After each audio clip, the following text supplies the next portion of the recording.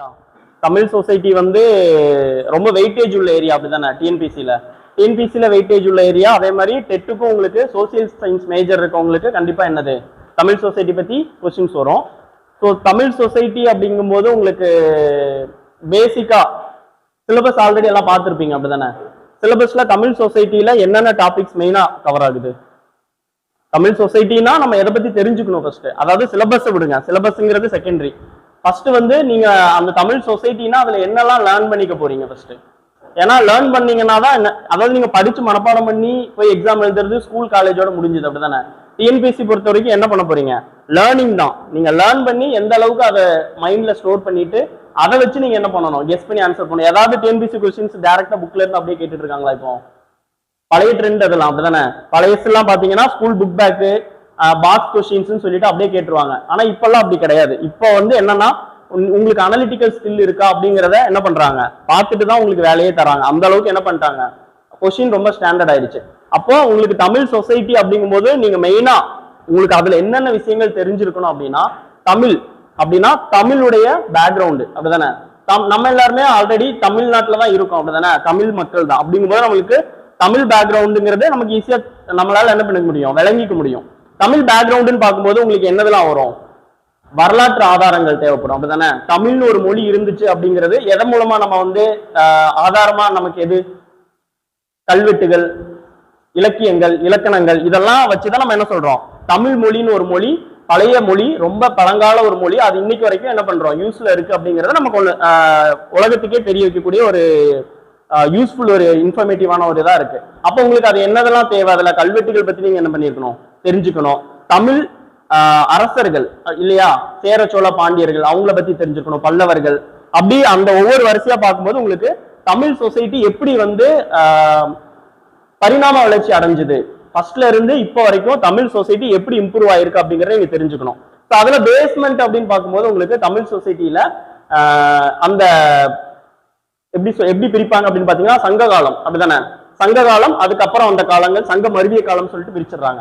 So அதுல அந்த சங்க காலத்துல இருந்து அந்த இலக்கியங்கள்ல இருந்து என்னதெல்லாம் கொஸ்டின்ஸ் வரும். அந்த சிலபஸ் நீங்க பாத்தீங்கன்னாலே தெரியும் என்னென்ன கொடுத்திருப்பாங்கன்னா, தமிழ் மொழி தொடர்பான அந்த ஆதாரங்கள், கல்வெட்டுகள், வரலாற்று சான்றுகள் இல்லையா, தொல்பொருள் ஆய்வுகள், அதுக்கப்புறம் கீழே பாத்தீங்கன்னா ஒரு பெரிய டாபிக் என்னதான் இருக்கும், திருக்குறள் கொடுத்திருப்பான் அப்படிதானே?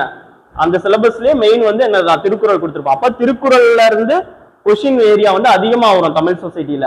ஆனா அதுவுமே என்ன பண்றாங்க அப்படின்னா, உங்களுக்கு டைரக்டா அந்த திருக்குறள்ல இருந்து அந்த லைன்ஸ்ல இருந்து இல்ல உங்களுக்கு ஸ்கூல் புக்ஸ்ல கொடுத்துருக்கிறதுல இருந்தே கேட்கறது கிடையாது. இப்பெல்லாம் ரொம்ப என்ன பண்றாங்க, டெப்தா போயிட்டாங்க. ஸோ அதுல நம்ம பேஸ்மெண்டா நமக்கு ஃபர்ஸ்ட் என்ன விஷயம் தெரிஞ்சிருக்கணும் அப்படின்னா, ஸ்கூல் புக்ஸ்ல உள்ளதை நம்ம தெரிஞ்சுக்கணும் அப்படிதானே? ஸ்கூல் புக்ஸ்ல உள்ளதே தெரிஞ்சுக்காம நம்ம அவுட் சோர்ஸுக்கு போறது ரொம்ப கரெக்டான வேயே கிடையாது. நிறைய பேர் என்ன பண்றாங்கன்னா, ஸ்கூல் புக்ஸ்ல இருக்கிறத லேர்ன் பண்ணிக்காம எடுத்த உடனே பெரிய பெரிய மெட்டீரியல்ஸ் எடுத்துருவாங்க. எடுத்துட்டு அது எப்படி சொல்றது, மெட்டீரியல்ஸ்ங்கிறதோட பெரிய பெரிய ஆத்தர்ஸ் எழுதுற புக்ஸ் எல்லாம் எடுத்து படிக்க ஆரம்பிச்சிருவாங்க. இப்ப தமிழ் கல்ச்சர் அப்படிங்கும் போது வெங்கடேசன் புக் அந்த மாதிரி அப்படி போயிடுவாங்க. அது படிக்கலாம். ஆனா அது வந்து ஃபர்ஸ்ட் நீங்க பேசிக் நாலேஜ், இப்ப நீங்க எல்லாம் வந்து பேசிக் லேர்னர்ஸா தான் வந்திருக்கீங்க, இப்பதான் ஸ்டார்ட் பண்ணிருக்கீங்க. உங்களுக்கு பேசிக்கே தெரியாம நீங்க டைரக்டா அங்க போய் படிச்சீங்க அப்படின்னா உங்களுக்கு எதுவுமே மைண்ட்ல ஸ்டோர் ஆகுது. அப்போ நீங்க ஸ்கூல் புக்ஸ் என்ன பண்ணணும், ஃபர்ஸ்ட் கம்ப்ளீட் பண்ணணும்.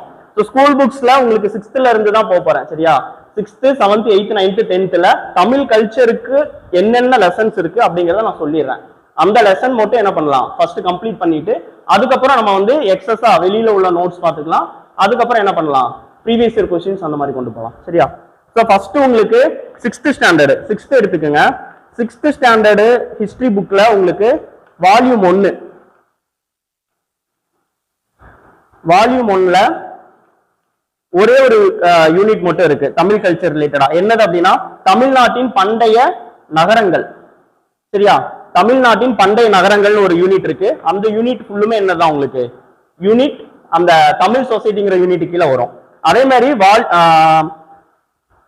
இரண்டாம் பருவம் செகண்ட் டேர்ம் புக்ல பாத்தீங்கன்னா ஃபர்ஸ்ட் யூனிட்ல செகண்ட் பார்ட் பாருங்களேன், தென்னிந்தியாவில் பெருங்கற்கால பண்பாடு சரியா? ஃபர்ஸ்ட் யூனிட்ல செகண்ட் பார்ட். ஃபர்ஸ்ட் பார்ட் பாத்தீங்கன்னா வட இந்திய நாகரிகங்கள் பத்தி கொடுத்திருப்பாங்க. அது நீங்க ஹிஸ்டரி படிக்கும் போது படிச்சுக்கீங்க போதும். அதுல செகண்ட் பார்ட், அதாவது முதல் யூனிட்ல செகண்ட் பார்ட் என்னதான் தென்னிந்தியாவில் பெருங்கற்கால பண்பாடு சரியா? அது என்ன பண்ணணும், கண்டிப்பா நம்ம படிக்கணும். அடுத்து தேர்ட் டேர்ம்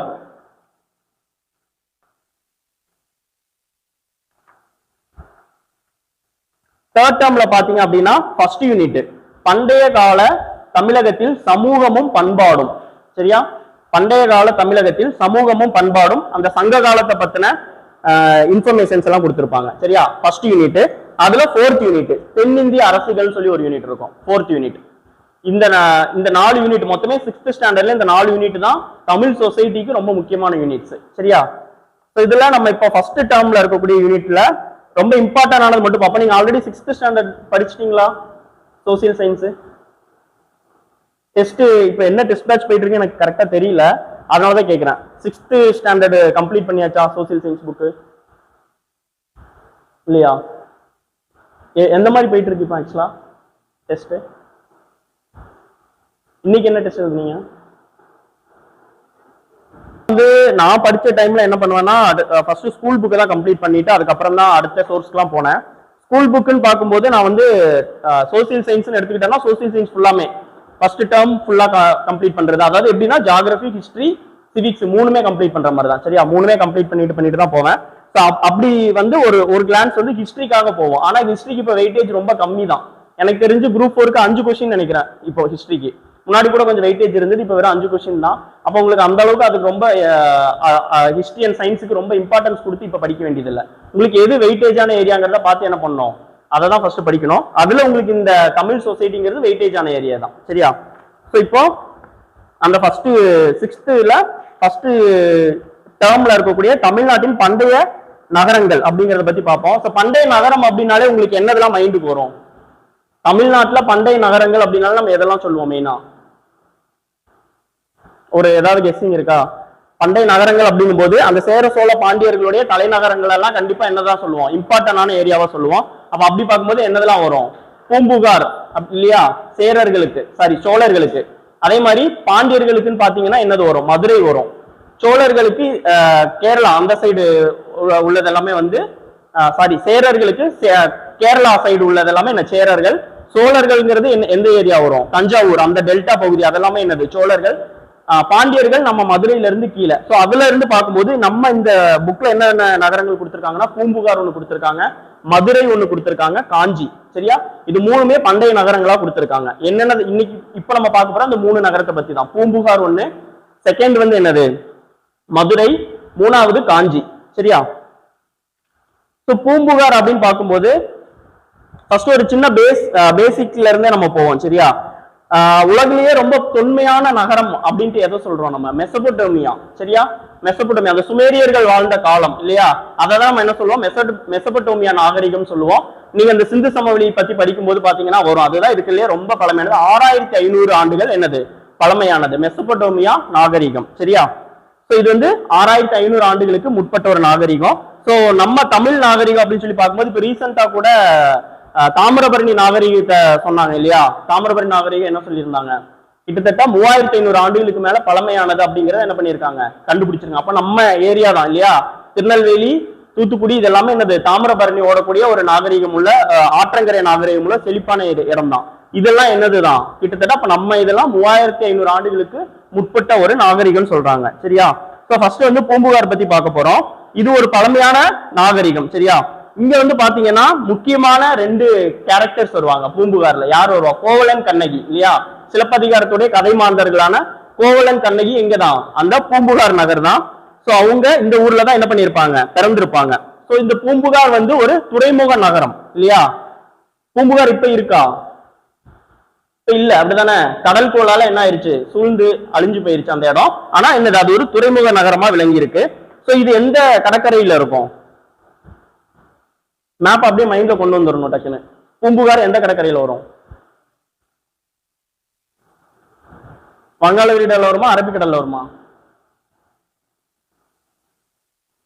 டக்குன்னு ஆன்சர் வரணும். வங்காள விரிகுடா, அப்படிதானே. ஏன்னா அது ஆல்ரெடி நம்ம சொல்லிட்டோம், அது யாரு? சோழர்களுடைய பகுதி. அப்ப சோழர்கள் தஞ்சாவூர் இந்த டெல்டா பகுதியில இருந்தாங்க. அப்ப கண்டிப்பா அது இந்த சைடு தான். ரைட், நம்ம இப்ப மேப் இருக்கு அப்படின்னா, நம்ம தமிழ்நாடு மேப், இந்தியா மேப் இப்படி இருக்கு அப்படின்னா அப்ப இந்த ஏரியா தான் இல்லையா. இது தமிழ்நாடுன்னா இந்த ஏரியா தான் என்னது? சோழர்கள் வாழ்ந்த அந்த பகுதி. அப்போ கண்டிப்பா என்னதான் வங்காள விரிகுடா பகுதியில தான் அது இருக்கும். நீங்க டக்குன்னு என்ன பண்ணிருந்தா மேப் மைண்ட்ல கொண்டு வந்துடணும். ஸோ இது வந்து எந்த இடத்துல இருந்திருக்கும் அப்படின்னு சொல்லி சொல்றாங்கன்னா மயிலாடுதுறை. மயிலாடுதுறை இப்போ இப்போ வந்து அதை டிஸ்ட்ரிக்டா மாத்திட்டாங்க இல்லையா? சோ இந்த இடத்துல ஒரு மயிலாடுதுறைன்னு சொல்லிட்டு ஒரு டிஸ்ட்ரிக்ட், அந்த இடத்துல தான் இருந்துச்சு பூம்புகார் நாகரிகம் அப்படின்னு சொல்றாங்க. சரியா? சோ பூம்புகார் இந்த துறைமுகம் வந்து சோழ அரசுடைய ஒரு துறைமுகம். நான் ஆல்ரெடி சொன்னாலே அது எல்லாமே என்னது, சோழ அரசுடைய பகுதி. இந்த இடத்துல வந்து முக்கியமான 2 காப்பியங்கள் வந்து சொல்றாங்க. என்ன அப்படின்னா, பட்டினப்பாலை இரட்டை காப்பியங்களான சிலப்பதிகாரம் மணிமேகலை இல்லையா? சிலப்பதிகாரம் மணிமேகலையில ரொம்ப முக்கியமான ஏரியா இது இந்த பூம்புகார். அது போக அந்த பட்டினப்பாலையில என்ன பண்ணிருக்காங்க, பூம்புகார் நகரத்தை பத்தி அதிகமா சொல்லியிருக்காங்க. சோ கண்ணகி கோவலன் இருக்காங்க, 2 பேர் இருக்காங்க இல்லையா? சோ கண்ணகியோட தந்தை பேர் என்ன? மானாய்க்கன், அப்படிதானே? மானாய்க்கன். சோ அதோட மீனிங் என்ன அப்படின்னா பெருங்கடல் வணிகன். அந்த பெயரோட மீனிங் பெருங்கடல் வணிகன். கோவலனுடைய தந்தை பெயர் வந்து மாசாத்துவன், அவர் பேர் வந்து பெருவணிகன். சரியா? மானாய்க்கன் அப்படின்னா பெருங்கடல் வணிகன், மாசாத்துவன்னா பெருவணிகன். சரியா? சோ இந்த வணிகர்கள் அதிகமா இருந்திருக்காங்க. அதான் நம்ம ஆல்ரெடி அந்த நாகரிகம் அப்படின்னு பார்க்கும்போது இந்த கடல்வெளி போக்குவரத்து வணிகங்கள் என்ன இருக்கும், அதிகமா தான் நடந்திருக்கும் இல்லையா? சோ இது குறிச்சு வந்து நிறைய வெளிநாட்டுல இருந்து வந்தவங்களும் என்ன பண்ணிருக்காங்க, குறிப்புகள் எழுதி வச்சுட்டு போயிருக்காங்க. கிரேக்கம், ரோம் சரியா உள்ளிட்ட நாடுகளுக்கு என்ன பண்ணிருக்காங்க, இங்க இருந்து ஏற்றுமதி இறக்குமதி செஞ்சிருக்காங்க. சோ இங்க உள்ள வணிகர்கள் வந்து நேர்மையாவும் நாணயமாவும் இருப்பாங்கன்னு சொல்லிட்டு எந்த நூல் சொல்லுது அப்படின்னா பட்டினப்பாலை. சரியா? ஆல்ரெடி சொன்னோம் இல்லையா, அந்த பூம்புகார் பத்தி அதிகமா பேசுறது எதுதான், பட்டினப்பாலையும் சிலப்பதிகாரம் மணிமேகலை. சரியா? இதெல்லாம் உங்களுக்கு வந்து எப்படி கேட்பாங்கன்னா, ஒரு 3 ஸ்டேட்மெண்ட் கொடுத்து பூம்புகார் பத்தி ஒரு 3 ஸ்டேட்மெண்ட் கொடுத்துருவாங்க. டிஎன்பிசி படிக்கிறவங்களுக்கு இப்ப அப்படிதான் கேட்கறாங்க கொஸ்டின். பூம்புகார் வந்து பூம்புகாரை பற்றி எந்தெந்த நூல்ல அதிகமாக விவரிக்கிறது அப்படின்னு கொடுத்துட்டு அதுல இந்த ஆப்ஷன் எல்லாம் வச்சிருப்பாங்க. ஆப்ஷன் ஏல வந்து என்ன பண்ணிருப்பாங்க, சிலப்பதிகாரம் இருக்கும். ஆப்ஷன் பில மணிமேகலை இருக்கும். ஆப்ஷன் சில என்னது இருக்கும், பட்டினப்பாலை இருக்கும். ஆப்ஷன் டில இவை அனைத்தும் இருக்கும். நீங்க டக்குன்னு பார்த்த உடனே சிலப்பதிகாரம் டிக் பண்ணிட்டீங்கன்னா ஆன்சர் அவ்வளவுதான், முடிஞ்சிருச்சு. ஏன்னா 3மே உண்டு, அப்படிதானே? அது மாதிரி நீங்க என்ன பண்ணணும், அனாலிட்டிக்கலா யோசிச்சுதான் ஆன்சர் பண்ணணும். ஸோ அதுக்கு இந்த மாதிரி நூல்கள் பேரு, அறிஞர்கள் பேரு இதெல்லாம் வரும்போது கொஞ்சம் கிளியரா நீங்க பாத்துக்கணும். அடுத்தது பட்டினப்பாளையுடைய ஆசிரியர் பெயர் வந்து கடியலூர் உருத்திரங்கண்ணனார். சரியா? பட்டினப்பாளையுடைய ஆசிரியர் பெயரு கடியலூர் உருத்திரங்கண்ணனார். இவர் வந்து கிமு 2ஆம் நூற்றாண்டுல வாழ்ந்திருக்காருன்னு சொல்றாங்க. இதுல வந்து ரொம்ப முக்கியமான ஒரு பொறுத்துக ஒண்ணு இருக்கு. சரியா? இந்த பொறுத்துக வந்து நோட் பண்ணிக்கோங்க. என்ன அப்படின்னா, கடல் வழியாக என்ன பண்ணிருப்பாங்கன்னா குதிரைகள், அவங்க என்னென்னலாம் இறக்குமதி பண்ணாங்க அப்படிங்கிறது. சரியா? பூம்புகார் துறைமுகத்துல என்னென்ன இறக்குமதி பண்ணாங்க அப்படிங்கிறது. அதுல கடல் வழியா என்னது இறக்குமதி பண்ணிருப்பாங்கன்னா குதிரைகள். சரியா? தரைவெளியில வந்து கருமிளகு. சோ கடல் வெளியில குதிரைகள், தரைவெளியில என்னது கருமிளகு, வடமலையிலிருந்து தங்கம். சரியா? வடமலையிலிருந்து தங்கம், மேற்கு தொடர்ச்சி மலையிலிருந்து என்ன பண்ணிருப்பாங்க, சந்தனமும். அடுத்தது தென் கடல் பகுதியிலிருந்து முத்து.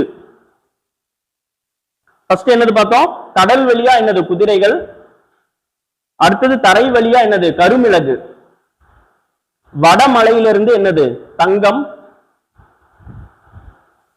வடமலையிலிருந்து என்னது தங்கம், மேற்கு தொடர்ச்சி மலையிலிருந்து என்னது சந்தனம், அடுத்தது தென்கடல் பகுதியிலிருந்து முத்து,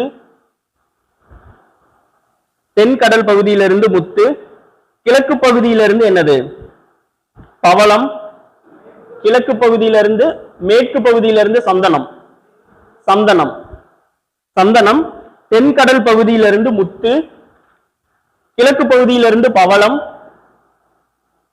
ஈழத்திலிருந்து உணவுப் பொருள். இது வந்து பொறுத்துகளை கேட்பாங்க. முன்னாடி எல்லாம் கேட்டுட்டு இருந்தாங்க, இப்ப ட்ரெண்ட் எப்படி இருக்குன்னு தெரியல. ஏன்னா முன்னாடி வந்து இந்த அளவுக்கு ஓரளவுக்கு அப்படியே நீங்க புக்ல படிச்சீங்கனாலே மேக்சிமம் இந்த பொறுத்துக்கு இதெல்லாமே அட்டன் பண்ற மாதிரி தான் வந்துட்டு இருந்தது. இப்ப மேபி எப்படி கேட்கலாம்னா, தவறான இணையை கண்டறிய அப்படின்னு சொல்லி கேட்பாங்க இல்லையா, அதுல உங்களுக்கு இது கொடுத்து கேட்கலாம். ஆனா இது ஈஸியா ஞாபகம் வச்சுக்கலாம்.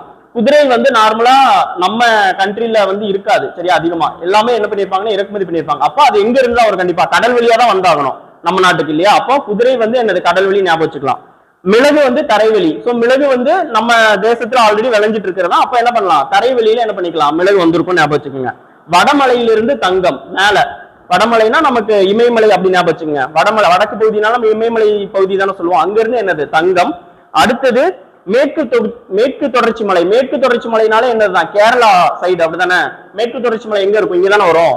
இப்படி வரும் மேற்கு தொடர்ச்சி மலை, கிழக்கு குன்றுகள் இப்படி போகும் இல்லையா. அப்ப மேற்கு தொடர்ச்சி மலை கேரளா சைடு, கேரளால சந்தனம் அதிகமா இருக்கும் அப்படின்னு ஞாபகம் வச்சுக்கோங்க இல்லையா. அங்க வந்து அந்த வாசனை திரவியங்கள், வாசனை பொருட்கள்லாம் அதிகமா விளையும், அப்போ சந்தனம். சரியா. அடுத்தது தென்கடல் பகுதியிலிருந்து முத்து. தென்கடல்னா எது? நம்ம பகுதி தான் இந்த ஏரியா. அப்ப நம்ம ஏரியால இருந்து என்ன பண்ணி கொட்கைங்கிற, கொட்கை துறைமுகங்கிறது எதுன்னு தெரியுமா? கொட்கை துறைமுகம் நம்ம இப்ப வாழ்ந்துட்டு கூடிய இந்த பகுதி தான். இந்த குலசேகரப்பட்டினம் இந்த ஏரியாலாம் இருக்குல்ல, இது எல்லாமே என்னதுதான்? கொட்கை துறைமுகத்துல இருந்த பகுதி தான். சரியா. இங்க இருந்துதான் என்ன பண்ணிருப்பாங்கன்னா முத்து என்ன பண்ணிருப்பாங்க, இங்க முத்து குளித்தல் தானே ஃபேமஸ். தூத்துக்குடி ஏரியாவே பாத்தீங்கன்னா முத்து குளித்தல் ஃபேமஸ் தான். சோ அப்போ தெற்கு கடற்கரையில இருந்து என்னது முத்து போயிருக்கு. அடுத்தது கிழக்கு பகுதியில இருந்து என்ன பண்ணிருக்கு, கிழக்கு பகுதினா இந்த சைட்ல இருந்து வச்சுக்கோங்க, அங்க இருந்து பவளம் வந்திருக்கு. ஈழம், ஈழம்னா என்ன, இது ஸ்ரீலங்கா அப்படிதானே. ஈழத்துல இருந்து உணவுப் பொருட்கள். சரியா.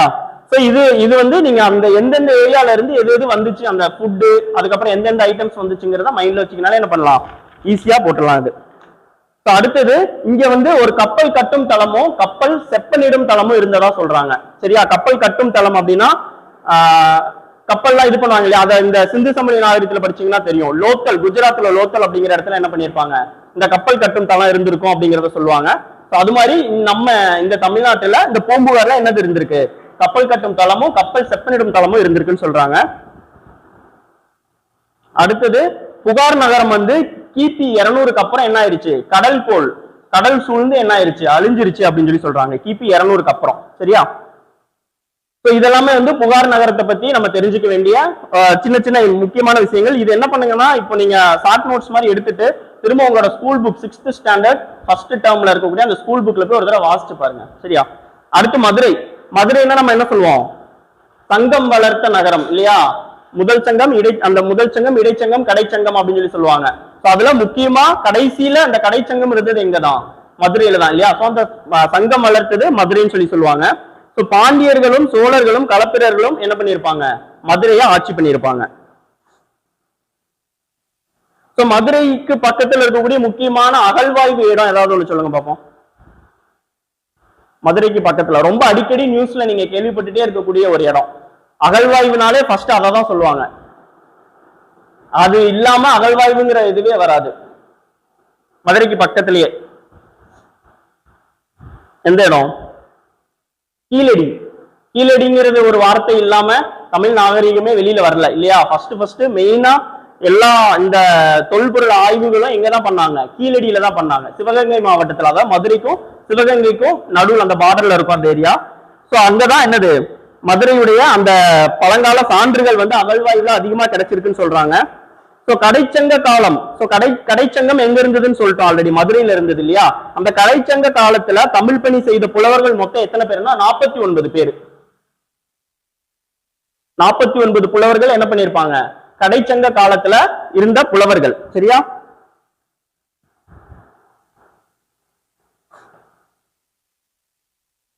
இங்க கிழக்கு கடற்கரையில் அமைந்திருந்த ஒரு இது வந்து என்னதுன்னா தொண்டி. சரியா. தொண்டியில இருந்து மதுரைக்கு என்னதெல்லாம் வரும் அப்படின்னா அகில் சந்தனம். அகில் சந்தனம்னா என்னது, நறுமண பொருட்கள் இல்லையா, அதெல்லாமே என்ன பண்ணிருப்பாங்க, கொண்டு வரப்பட்டிருக்கு. இஸ்ரவேல் அரசர் சாலமோன், இஸ்ரேல் பைபிள் ரீட் பண்ணிருந்தீங்கன்னா அதுல வரும் இல்லையா, சாலமோன் ராஜா பத்தி படிச்சிருப்பீங்க.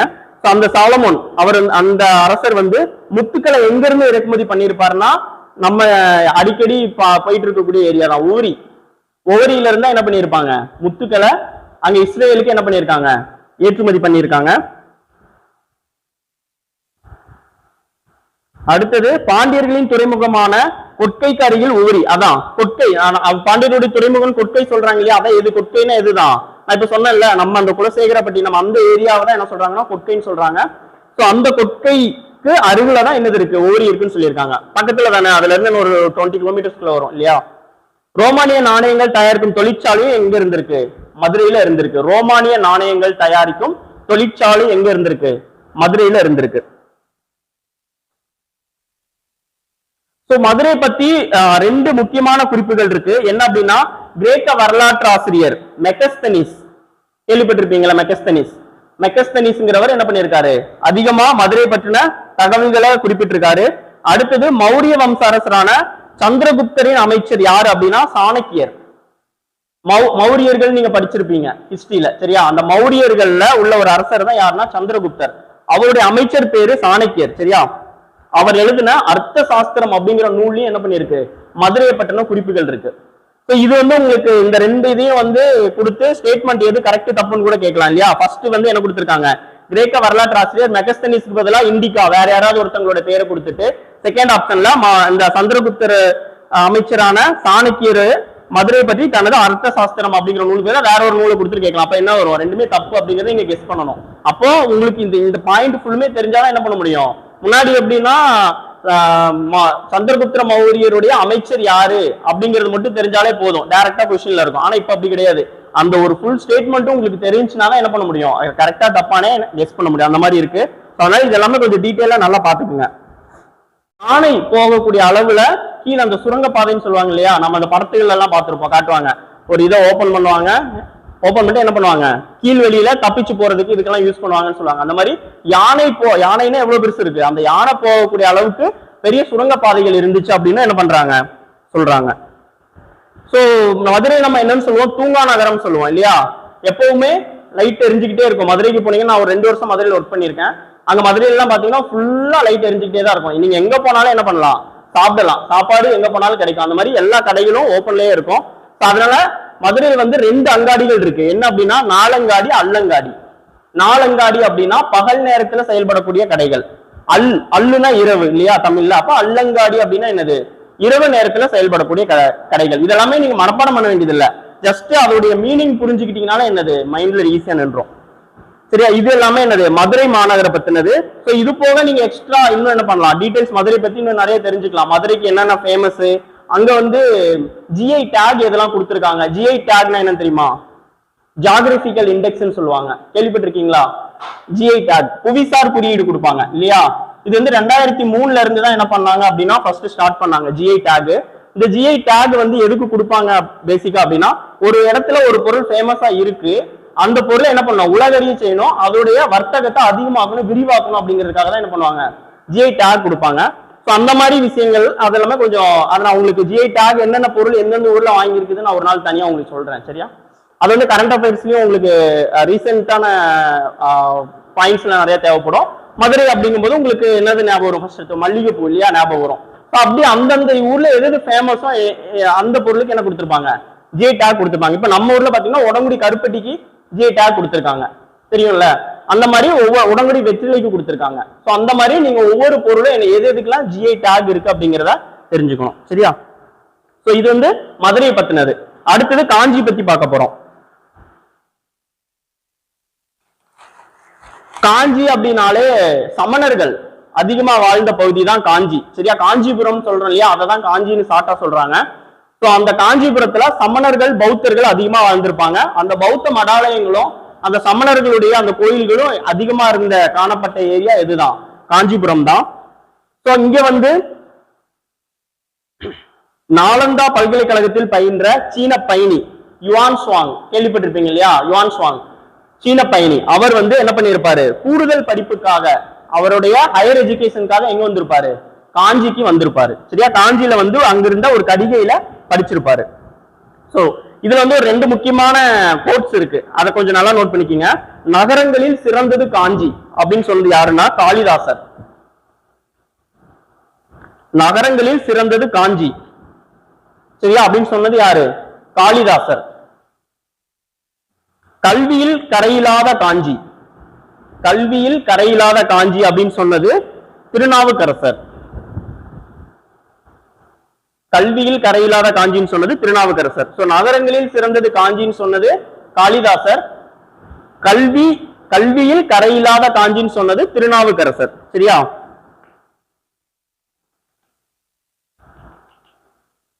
அந்த யுவான் சுவாங் நம்ம பார்த்தோம் இல்லையா, இப்போ சீன பயணி அவருடைய ஹையர் எஜுகேஷனுக்காக காஞ்சியில இருக்கிற ஒரு கடிகைக்கு வந்தாருன்னு பார்த்தோம்ல, அவர் வந்து என்ன சொல்லியிருக்காருன்னா புத்த கயா சாஞ்சி அதெல்லாமே என்னன்னு பாத்தீங்கன்னா ரொம்ப ஃபேமஸான அந்த புத்த விகாரங்கள் இருக்கக்கூடிய இடங்கள்.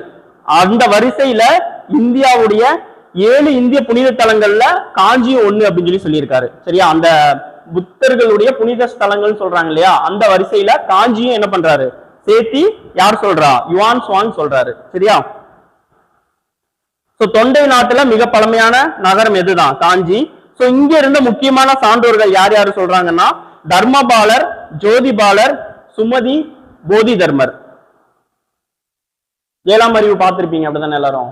7ஆம் அறிவுல அந்த போதி தர்மர் அதுக்கு முன்னாடி நமக்கு தெரியுமா? தெரியாது அப்படிதானே? போதி தர்மர் ஒருத்தர் இங்க இருந்ததும் தெரியாது, இங்க இருந்து சைனாவுக்கு போனதும் நமக்கு தெரியாது. அவர் வாழ்ந்த இடமும் எதுதான்? அந்த காஞ்சிபுரம் தான். யார் யாரு? தர்மபாலர், ஜோதிபாலர், சுமதி, போதி தர்மர். சரியா? இந்த 4 பேரும் காஞ்சியில பிறந்த சான்றோர்கள் அப்படின்னு சொல்லி சொல்றாங்க. காஞ்சியை வந்து இந்த கல்விக்கு ரொம்ப அதிகமான இம்பார்ட்டன்ட் கொடுத்த இடம்னு சொல்றாங்க. அதே மாதிரி கோயில்களின் நகரம்னு சொல்றாங்க. நிறைய சுத்தி சுத்தி பாத்தீங்கன்னா காஞ்சிபுரத்துல கோயில்களா இருக்கும். கைலாசநாதர் கோயில், அப்புறம் ஒரு பெருமாள் கோயில் ஒண்ணு இருக்கும், அது ஒண்ணு ஃபேமஸா சொல்லுவாங்க. நிறைய கோயில்கள் அங்க வந்து சுத்தி சுத்தி எங்க பார்த்தாலும் என்னதான் இருக்கும்? கோயில்கள் தான் இருக்கும்.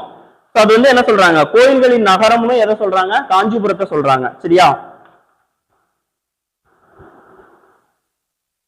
அடுத்தது பிற்கால பல்லவ மன்னன் யார் அப்படின்னா 2ஆம் நரசிம்மவர்மன். ராஜசிம்மன் சொல்லுவாங்க அவரை. 2ஆம் நரசிம்மவர்மன். சரியா? அவருடைய இன்னொரு பெயரு ராஜசிம்மன். இவர் வந்து கட்கோயில் வந்து கட்டியிருப்பாரு. எந்த கட்கோயில்? அந்த கைலாசநாதர் கோயில் சொன்ன இல்லையா, அந்த கட்கோயில என்ன பண்ணியிருப்பாரு? கட்டியிருப்பாரு. ராஜசிம்மன். அவருடைய இன்னொரு பேரு 2ஆம் நரசிம்மவர்மன். சரியா? சோ நிறைய குடைவரை கோயில்கள் அதிகமா கட்டியிருப்பாங்க. பார்த்திருக்கீங்களா குடைவரை கோயில்கள்? மாமல்லபுரம் போயிருக்கீங்களா யாராவது? மாமல்லபுரம் போனதில்லை இல்லையா? மாமல்லபுரம் கண்டிப்பா நம்ம ஒரு லைஃப்ல ஒன் டைம் ஆவது விசிட் பண்ண வேண்டிய ஏரியா இது மாமல்லபுரம். ஏன்னா அங்க அத்தனை அந்த பல்லவர்கள் காலம் அந்த சிற்பங்கள் எல்லாத்தையும் நம்ம பார்க்கும்போது நமக்கு ஆச்சரியமா இருக்கும். ஒரே ஒரு மலை, அத எப்படி சொல்ல, ஒரு பாறை, ஒரு உருண்டையான ஒரு பாறையில என்ன பண்ணிருப்பாங்க? அழகா குடைஞ்சு அதுல தேர் மாதிரி வடிவமைப்பு செஞ்சிருப்பாங்க. அதுலயே என்ன பண்ணிருப்பாங்க? யானை வடிவமைச்சிருப்பாங்க. அதுக்கப்புறம் அந்த கண்ணன் காட், ஒரு காட் சொல்லுவாங்களா, கண்ணன் சொல்லிட்டு, அந்த காடோடைய அந்த ஒரு இது வடிவமைப்பு, அப்படி நிறைய சிற்பங்கள் வடிவங்கள்லாம் நிறைய செஞ்சிருப்பாங்க. அதெல்லாம் பார்க்கும்போது நமக்கு ரொம்ப ஆச்சரியமா இருக்கும். இப்போ உள்ள டெக்னாலஜிலேயே நம்ம என்ன பண்ண முடியாது, அந்த அளவுக்கு மைன்யூட்டா பண்ண முடியாது இல்லையா? இப்போ நிறைய என்ன வந்துருச்சு? ஏஐ டெக்னாலஜி வந்துருச்சு. நம்ம என்னது வேணும்னாலும் நம்ம கொடுக்கறத என்ன பண்ணிடுறோம், அதை அழகா நம்ம கொடுக்குற மாதிரி மாத்தி கொடுத்துருது. ஆனா அந்த காலத்துல எந்த டெக்னாலஜியுமே கிடையாது. ஆனாலும் என்ன பண்ணிருக்காங்க? அந்த குடைவரை கோயில்கள்லாம் அதிகமா காஞ்சிபுரத்துல கட்டியிருக்காங்க. சரியா? சோ இத வந்து ஏரிகளின் மாவட்டம்னு சொல்லுவாங்க. சரியா? ஏரிகளின் மாவட்டம். ஏன்னா அங்க நூற்றுக்கணக்கான ஏரிகள் இருக்கு காஞ்சிபுரத்துல. அதனால இது என்ன சொல்றாங்க? ஏரிகளின் மாவட்டம். சோ இதுக்கு முன்னாடி என்ன பார்த்தோம்? கல்வியிலையும் பெஸ்ட் எதுதான்? காஞ்சிபுரம் பார்த்தோம். கோயில்களின் நகரம்னு என்னதான் பார்த்தோம்? காஞ்சிபுரம் தான் பார்த்தோம். ஏரிகளின் மாவட்டமும் எதுதான்? காஞ்சிபுரம் தான். சரியா? இப்ப நம்ம பார்த்திருக்கோம் இல்லையா, இந்த நகரங்கள் மட்டும் இல்லாம வேற முக்கியமான நகரங்களும் இருக்கு. என்னென்ன அப்படின்னா கொற்கை, வஞ்சி, தொண்டி, முசிறி, இதெல்லாமே கேள்விப்பட்டிருப்பீங்களே. இதெல்லாமே பழங்கால அந்த துறைமுக நகரங்கள்னு சொல்லுவாங்க. இது எல்லாமே என்னது? உறையூர், தகடூர். தகடூர்னா எது? இப்ப இருக்கக்கூடிய தர்மபுரி இருக்கு இல்லையா, அது பேர் தான் முன்னாடி தகடூர்னு சொல்லுவாங்க. முசிறி, கரூர், மாமல்லபுரம், தஞ்சை, காயல்பட்டினம், இதெல்லாமே என்ன சொல்றாங்க அப்படின்னா அந்த காலத்துல இருந்த அந்த முக்கியமான நகரங்கள், துறைமுக நகரங்களா இருந்திருக்கு அப்படின்னு சொல்லி சொல்றாங்க. சரியா? அடுத்து புகார். புகார் இருக்கு இல்லையா, பூம்புகார். பூம்புகார புகார்னு சொல்லுவாங்க. சரியா? அந்த புகார் வந்து துறைமுக நகரம். சரியா? இது மேட்ச் தி ஃபாலோயிங்ல கேட்க வாய்ப்பு இருக்கு. புகார் வந்து துறைமுக நகரம். மதுரை வந்து வணிக நகரம். மதுரை வந்து என்னது? வணிக நகரம். காஞ்சி வந்து கல்வி நகரம். உங்களுக்கு அந்த ஏரியாவை பத்தி யோசிக்கும் போது உங்களுக்கு அது தெரிஞ்சிடும், கெஸ் பண்ணிடலாம் இல்லையா? ஆல்ரெடி சொன்னதான், புகார்னா அது துறைமுகம் இருக்கக்கூடிய ஏரியா, அப்போ துறைமுக நகரம். அடுத்தது மதுரை அப்படின்னா வணிகம் அதிகமா நடக்கக்கூடியது, நாலங்காடி அல்லங்காடி, அப்போ வணிக நகரம். இது காஞ்சி வந்து கல்வி அதிகமா இருக்கக்கூடிய ஏரியா, அதனால கல்வி நகரம். சரியா? சரி, அடுத்து இதே மாதிரி இன்னொன்னு, இதுவும் மேட்ச் தி ஃபாலோயிங்ல கேட்கக்கூடிய ஏரியா தான். சோழ நாடு சோறுடைத்து. சரியா? சோழ நாடு சோறுடைத்து. பாண்டிய நாடு முத்துடைத்து. பாண்டிய நாடு முத்துடைத்து. சேர நாடு வேலமுடைத்து. வேலம்னா என்னது? யானை, அப்படிதானே? வேலம்னா யானை. சோ சேர நாடு அப்படின்னாலே கேரளா. கேரளானாலே நம்ம என்னதான்? யானை, தந்தம், அதெல்லாம் நமக்கே தெரியும், அது அதிகமா இருக்கக்கூடிய ஏரியான்ட்டு. சோ சேர நாடு வேலமுடைத்து. தொண்டை நாடு சான்றோர் உடைத்து. தொண்டை நாடுன்னு எது? அந்த காஞ்சிபுரம் அந்த ஏரியா தான். அதான் என்ன சொல்லுவாங்கன்னா தொண்டை நாடுன்னு சொல்லுவாங்க. சோ அது வந்து சான்றோர் உடைத்து. ஆல்ரெடி நம்ம பார்த்தோம் இல்லையா, கல்வி அதிகமா இருக்கக்கூடிய ஏரியா இதுதான் காஞ்சிபுரம். சோ சான்றோர் உடைத்து. புரியுதுல? சோழ நாடு சோறுடைத்து. புரியுதா? சோழ நாடுனா தஞ்சாவூர், நீங்க ஈஸியா ஞாபகம் வச்சுக்கலாம். சோழ நாடுனா தஞ்சாவூர், அந்த டெல்டா ஏரியா, அங்க என்னது நெல் அதிகமா விளையும், அப்போ சோறுடைத்து. சரியா? அடுத்தது பாண்டிய நாடு முத்துடைத்து, நம்ம ஏரியா இங்க இருந்து முத்து அதிகமா என்ன பண்றாங்க, உற்பத்தி பண்றாங்க, முத்துடைத்து. சேர நாடு வேலமுடைத்து, வேலம்னா யானை. சரியா? அடுத்தது தொண்டை நாடு சான்றோர் உடைத்து. முடிஞ்சுதா? இது மேட்ச் தி ஃபாலோவிங்ல அதிகமா கேட்கக்கூடிய ஏரியா. இப்ப அந்த ஏரியாவெல்லாம் அவங்க மென்ஷன் பண்ணிருக்காங்க பாருங்க. சேர நாடுனா எந்தெந்த ஏரியா கவர் ஆகுது அப்படின்னா, நம்ம தமிழ்நாட்டுல கோவை, நீலகிரி, கரூர், கன்னியாகுமரி. சரியா? இந்த ஏரியா வரும். அப்படிதானே? கோவை, நீலகிரி எல்லாம் இந்த இந்த இடத்துல வரும். தமிழ்நாடு இப்ப இந்த இடத்துல இப்படி பிரியுது தமிழ்நாடுன்னா அந்த பார்டர்ல வரும் இல்லையா? கோயம்புத்தூர் அதெல்லாம் மேப்ல உங்களுக்கு தெரியும்ல எங்க இருக்குன்ட்டு. கோயம்புத்தூர், நீலகிரி, கரூர், கீழே வந்து பாத்தீங்கன்னா கன்னியாகுமரி. இப்ப கன்னியாகுமரி டிஸ்ட்ரிக்டும் என்னதுதான், சேர நாடா தான் இருந்தது. சோ அது கூட சேர்ந்து கேரளாவுடைய அனைத்து பகுதிகளுமே சேர நாடு. அடுத்தது சோழ நாடுன்னா நான் சொன்ன மாதிரிதான், தஞ்சை, திருவாரூர், நாகப்பட்டினம், திருச்சி, இந்த சர்க்கிள் வரும். இந்த சர்க்கிள் ஃபுல்லா வரும்.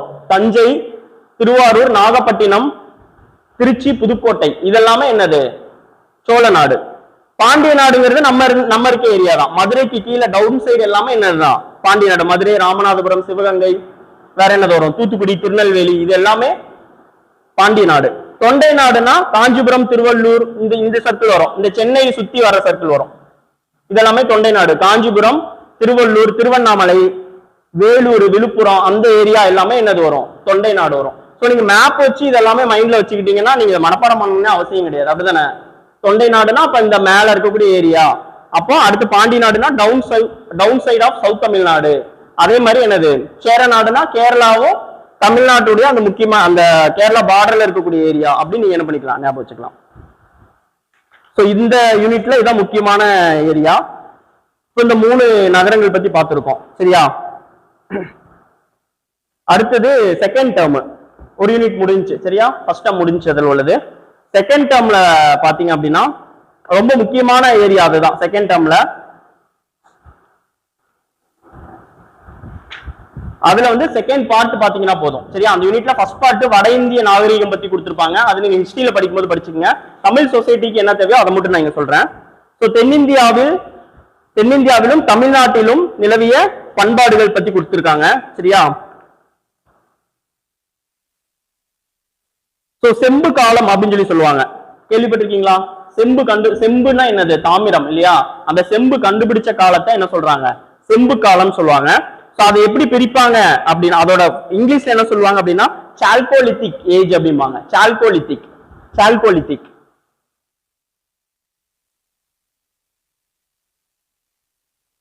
சால்கோலித்திக்னு சொல்லுவாங்க. சோ அதை வந்து 2ஆ பிரிக்கிறாங்க. சால்கோ அப்படின்னா செம்பு, லித்திக் அப்படின்னா ஏஜ். சரியா? அதான் அதோட மீனிங். சால்கோலித்திக் ஏஜ்னு சொல்லுவாங்க அத, செம்பு காலம்.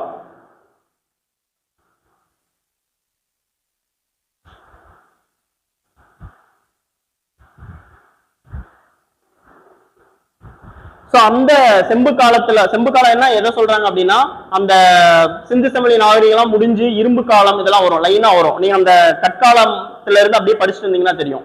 இரும்பு காலம், அதுக்கு அடுத்தது இந்த செம்பு காலம், இப்படி ஒன்னொன்னா வரும். அதுல என்ன சொல்றாங்க அப்படின்னா, இந்த ஹரப்பா மொகஞ்சதாரோவுக்கு ஈக்குவலான ஒரு பழமையான நாகரிகமா எதை சொல்றாங்க, தமிழ் நாகரிகத்தை சொல்றாங்க.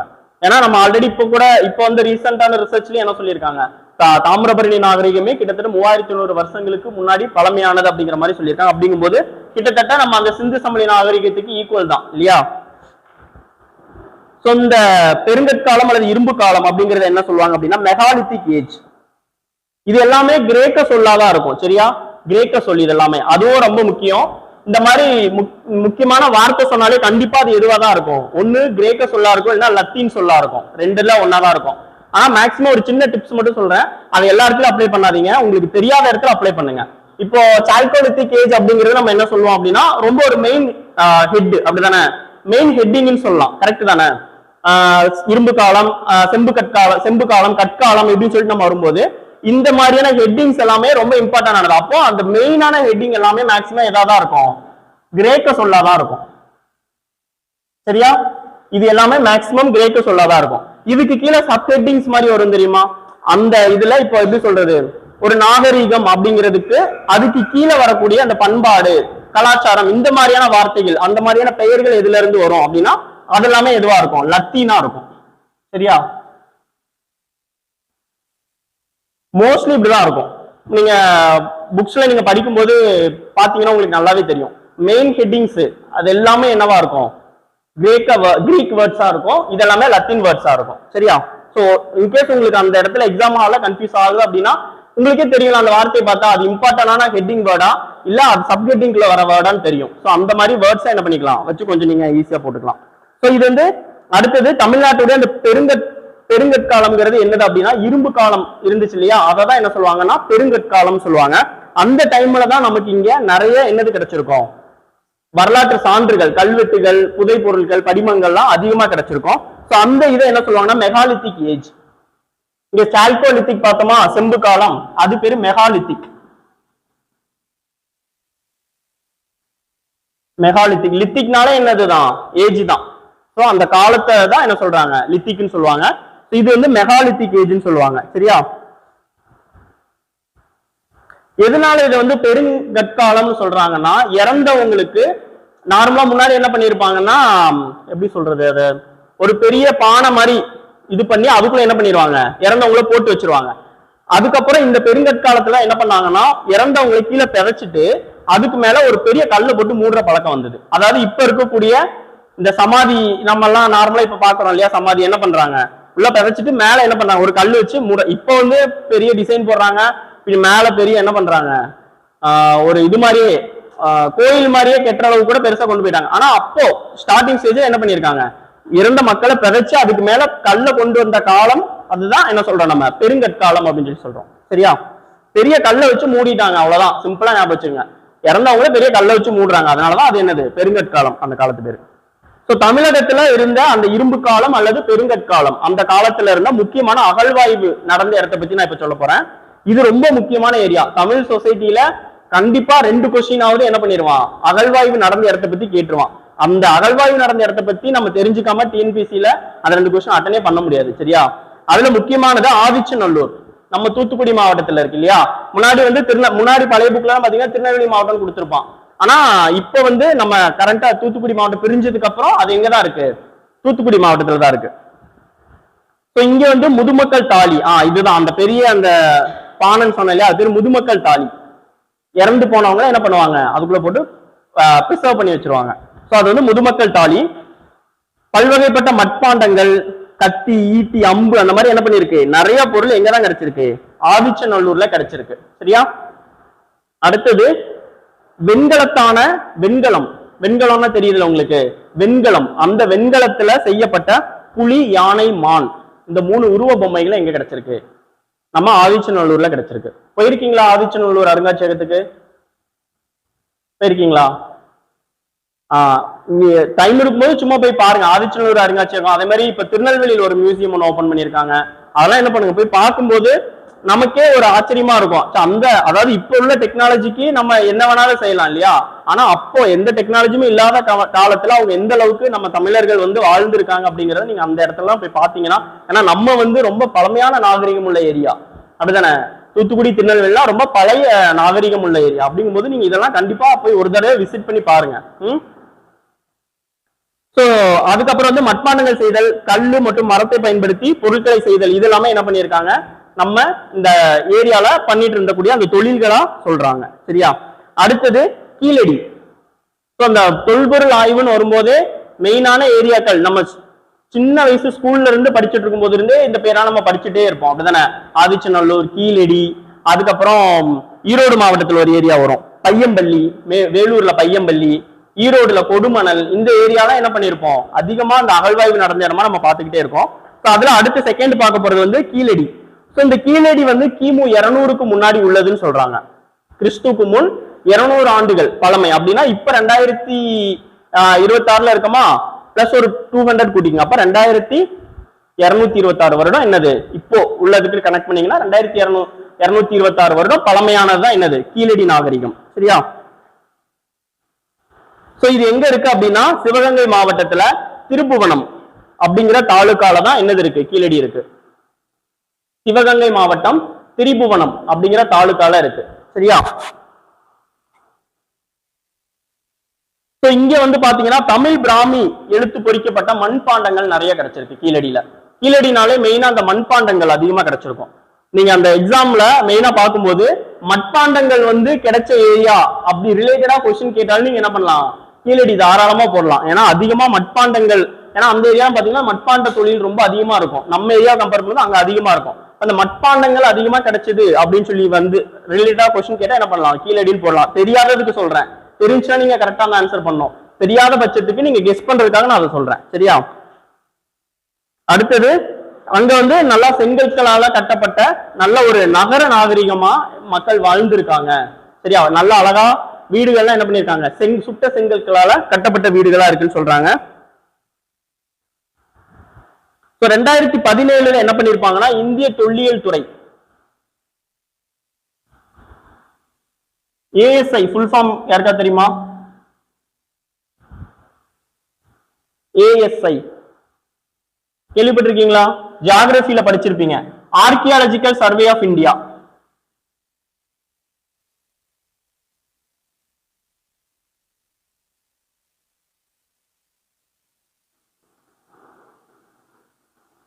ஏஎஸ்ஐ. சரியா? இந்த இதுதான் நம்ம இந்தியாவுடைய தொல்லியல் நிறுவனம் சொல்றோம். இவங்க வந்து 2017 என்ன பண்ணிருக்காங்க அப்படின்னா இங்க இருந்து ஒரு மாதிரி இரு மாதிரிகளை என்ன பண்ணிருக்காங்கன்னா கார்பன் வயது கணிப்பு. நார்மலா இந்த பழைய பொருட்கள் எல்லாம் எதை வச்சு நம்ம கண்டுபிடிப்போம்னா கார்பன் வயது கணிப்பு முறையில தான் என்ன பண்ணுவோம், அதோட ஏஜை கால்குலேட் பண்ணுவாங்க. அது உங்களுக்கு தெரியும் இல்லையா? அந்த கார்பன் வயது கணிப்பு முறையில கணிக்கிறதுக்கு அமெரிக்கால புளோரிடா அப்படிங்கிற இடத்துக்கு என்ன பண்ணிருக்காங்க, அனுப்பியிருக்காங்க. அமெரிக்கால புளோரிடா மாகாணம் கேள்விப்பட்டிருப்பீங்க. அந்த புளோரிடா மாகாணத்துல பீட்டா அனலிட்டிக் அப்படிங்கிற நிறுவனத்துக்கு அனுப்பியிருக்காங்க. அந்த சோதனையில இது வந்து கிமு 200 சேர்ந்தது, கிறிஸ்துக்கு முன் 200 ஆண்டுகள் பழமையா அந்த காலகட்டத்தை சார்ந்த நாகரிகம் அப்படிங்கறது என்ன பண்ணிருக்காங்க. நான் சொன்னேன் இல்லையா ஆல்ரெடி கிமு 200. அது எப்படி ப்ரூவ் பண்ணாங்கன்னா அந்த கார்பன் வயது கணிப்பு எங்க நடந்தது, பீட்டா அனலிட்டிக் அப்படிங்கிற இடம், அப்படிங்கிற ஒரு நிறுவனத்துல எந்த இடம்னா புளோரிடா, அமெரிக்கால இருக்கக்கூடிய புளோரிடா மாகாணம். சரியா? அங்க வச்சு கண்டுபிடிச்சிருக்காங்க. இந்தியா அதாவது இங்க இருந்து ரோம் தேசத்துக்கு என்னது இருந்திருக்கு, வணிக தொடர்பு இருந்திருக்கு அப்படிங்கிறதையும் கிளியரா சொல்றாங்க. இங்க இருந்து என்னதெல்லாம் ஏற்றுமதி பண்ணிருக்காங்கன்னு சொல்றாங்க பாருங்க. எஃகு வந்து ரோம் நாட்டுக்கு ஏற்றுமதி செய்யப்பட்டிருக்கு. எஃகுனா என்னது, இரும்பு தான். சரியா? இரும்பு என்ன பண்ணிருக்காங்க, ரோம் நாட்டுக்கு ஏற்றுமதி பண்ணிருக்காங்க. சோ அது எப்படி கண்டுபிடிச்சாங்க அப்படின்னா அலெக்சாண்ட்ரியா துறைமுகத்துல இதுக்கான வரி அவங்க இங்க இருந்து நம்ம ஏற்றி விட்டோம்னா இறக்குமதிக்கு வரி செலுத்துவாங்க இல்லையா, அந்த இறக்குமதி வரி என்ன பண்ணிருக்காங்க பார்த்திருக்காங்க. சரியா? இதுல இன்னொரு 3 ஏரியா மட்டும் இருக்கு. சரியா? இப்போதைக்கு நம்ம 2 நாகரிகம் பார்த்திருக்கோம். என்னென்ன பார்த்தோம், இதுல ஆதிச்சநல்லூர் பார்த்தோம், இன்னொன்னு கீழடி பார்த்தோம். அதுக்கு முன்னாடி பண்டைய நகரங்கள் அப்படிங்கிற வரிசையில என்னதெல்லாம் பார்த்தோம், பூம்புகார், மதுரை, காஞ்சி 3மே பார்த்தோம் இல்லையா? அதுக்கப்புறம் இதுல வந்து 2 நாகரிகம் 2 இடம் பார்த்திருக்கோம். இது போக பொருந்தல் அப்படிங்கிறது வந்து திண்டுக்கல் மாவட்டத்துல உள்ள ஒரு ஏரியா. அதுக்கு அடுத்தது பையம்பள்ளி, வேலூர் மாவட்டத்துல பையம்பள்ளிங்கிற ஒரு ஏரியா. கொடுமணல், ஈரோடுல கொடுமணல். சரியா? இதை பத்தியும் நம்ம என்ன பண்ண போறோம், பார்க்க போறோம். இன்னைக்கு அவ்வளவுதான், இதோட ஓகே. நெக்ஸ்ட் கிளாஸ்ல என்ன பண்ணலாம், இதுக்கு பின்னாடி இருக்கக்கூடிய எக்ஸ்ட்ரா பார்ட்ஸ், அதுக்கப்புறம் 3வது வால்யூம் இருக்கு இல்லையா, அதுல இருக்கக்கூடிய ஒரு யூனிட் பார்த்தோம்னா என்ன பண்ணிரும், 6th ஸ்டாண்டர்ட்ல இருக்கக்கூடிய தமிழ் சொசைட்டி ரிலேட்டடான ஏரியா எல்லாமே கவர் ஆயிரும். இப்போ உங்களுக்கு ஒரு ஐடியா கிடைச்சிருக்கும் அப்படிதானே, 6th ஸ்டாண்டர்ட்ல தமிழ் சொசைட்டிக்கு, அதாவது நீங்க ஹிஸ்டரிக்கு படிக்கிறது தனி, தமிழ் சொசைட்டிக்குன்னு நீங்க தனியா படிக்கிறது என்னது, இந்த யூனிட்ஸ் தான் நீங்க கண்டிப்பா படிக்கணும். இது படிச்சீங்கன்னா உங்களுக்கு ஃபர்ஸ்ட் ஒரு பேசிக் நாலேஜ் வந்துடும். அதுக்கப்புறம் நம்ம என்ன பண்ணிக்கலாம், எக்ஸ்ட்ரா சோர்ஸுக்கு போவோம். சரியா? தேங்க்யூ.